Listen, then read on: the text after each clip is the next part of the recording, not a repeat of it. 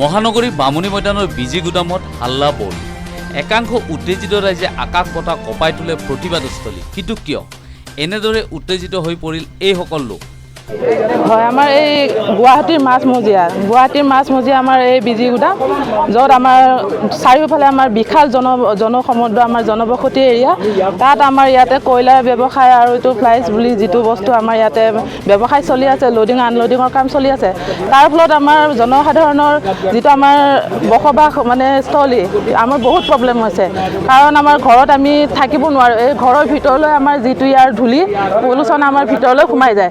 পাকঘৰত খোৱা বস্তুৰ ওপৰত এইবোৰৰ লেয়াৰ পৰি যায়, কলা ভৰি খোজ মানে চিন পৰি যায় ঘৰত। এনেকুৱা ধৰণৰ প্ৰব্লেম সমস্যাৰ মাজত আমি ইয়াতে বসবাস কৰি আছোঁ।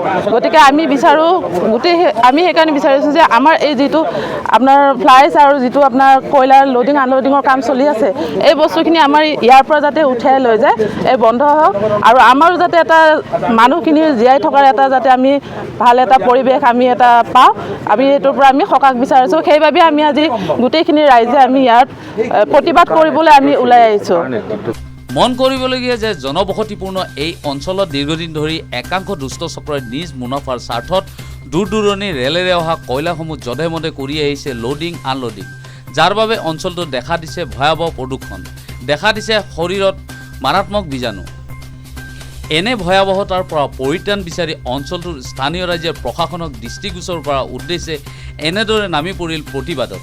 লগতে এই ক্ষেত্ৰত সহায়তাৰ হাত আগবঢ়ালে বনগিৰি কৃষ্টি বিকাশ যুৱ সংঘ, নৱজাগৰণ, মহাৰাণা ষ্টাৰ ক্লাবে। ৰূপায়ণ কৰিছে ইয়াৰ মূল উদ্দেশ্য কি? মানে আমাৰ যেটো প্ৰতিবাদ যে আছে, আমাৰ মানে বস্তিতে এইৰকম বেয়া সমস্যা হৈছে হেল্থৰ কাৰণে। ইয়াৰ যে কয়লা যে লোড আনলোডিং হয়, ইয়াতে যে ধূলা যায়, এইটো ঘৰৰ মানে সগরে টিনা উপরে সগরে মানে এটা যেরকম যে মানে বরফ যেরকম গড়ে এইরকম মানে প্রদূষণ বিয়া হয়ে গেছে। খাস করে বাচ্চাবিলাকে শ্বাস লিবার কারণে দিগদারি হয়ে আছে। খানা যে বানাও তো খানাতে মানে ঢাকনের উপরত মানে কয়লাতে জমি যায়, তো এইটো খানাতে কি হব? প্রদূষণ হয়ে গেছে। এইখানে মই গভর্নমেন্ট আসামো গভর্নমেন্ট পৰা নিবেদন কৰিম আৰু ৰেলৱে গভৰ্নমেন্টৰ পৰা নিবেদন কৰি আছোঁ যে আমাৰ লগতে বাচ্চাবিলাকে হেল্থ বচাবৰ কাৰণে এইটো যদি বেলেগ সাইডতে লোড আনলোডিং কৰা যায়, তো আমাৰ বেলেগ বাচ্চাবিলাকে হেল্থ যে ভাল হ'ব। উদ্দেশ্য মানে আমাৰ এনেকুৱা এটা প্ৰদূষণ আমাৰ মাজৰ পৰা চৰকাৰে নোহোৱা কৰাৰ কাৰণে যত্ন কৰিছে। এই প্ৰদূষণ আকৌ চৰকাৰে আমাৰ এৰিয়াটোত জাপি দিছে। আজি আমি বহু বছৰ ধৰি এই অঞ্চলত বাস কৰি আছোঁ, কিন্তু এতিয়া আমাৰ এনেকুৱা হৈছে যে আমি ইয়াতে শ্ল' পয়জন হৈ গৈছে। আমাৰ ল'ৰা ছোৱালীৰ পৰা আদি কৰি সকলো বয়সীয়াল মানুহখিনিতো একেবাৰে ওলাব নোৱাৰা অৱস্থা হৈছে। ডেইলি 2-3খন ৰেক আহে, কয়লা আনলোড হয় আৰু অন্যান্য বস্তু আনলোড হয়, কিন্তু কয়লাটোৱে আমাক বেছিকৈ মানে দূষিত কৰিছে। আমাৰ প্ৰদূষণ একেবাৰে নষ্ট কৰি পেলাইছে।